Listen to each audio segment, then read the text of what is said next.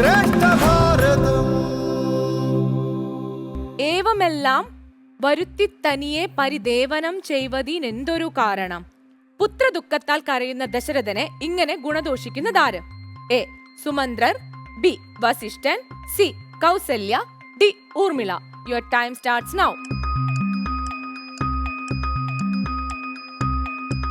മുത്തശ്ശിയോട് ചോദിക്കാം. അപ്പൊ നമുക്ക് പോവാം മുത്തശ്ശിയോട് ചോദിക്കാം എന്നുള്ള ഓപ്ഷനിലേക്ക്. ഹലോ, പറയൂ സർ, ശ്രേഷ്ഠ ഭാരതം റിയാലിറ്റി ഷോയിൽ നിന്ന് നിത്യയാണ് സംസാരിക്കുന്നത്. ചോദിച്ചോളൂ മുത്തശ്ശനോട്. ഏവമെല്ലാം വരുത്തിനോടു പരിദേവനം ചെയ്തതിനെന്തൊരു കാരണം? പുത്രദുഃഖത്താൽ കരയുന്ന ദശരഥനെ ഇങ്ങനെ ഗുണദോഷിക്കുന്നത് ആര്?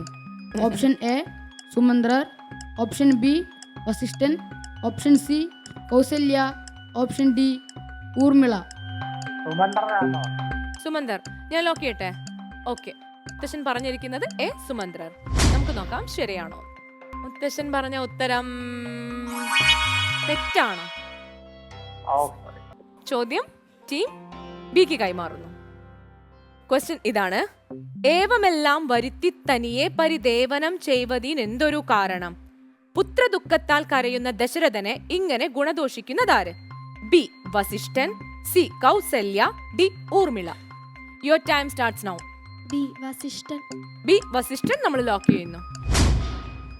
നമുക്ക് നോക്കാം. നിങ്ങൾ പറഞ്ഞ ഉത്തരം തെറ്റാണ്. നിങ്ങൾ രണ്ടുപേരും ഉത്തരം പറയാതെ വന്ന സാഹചര്യത്തിൽ നമുക്ക് ജഡ്ജസിനോട് ചോദിക്കാം. Sreekumar sir. Kausalya. Thank you sir, thank you so much.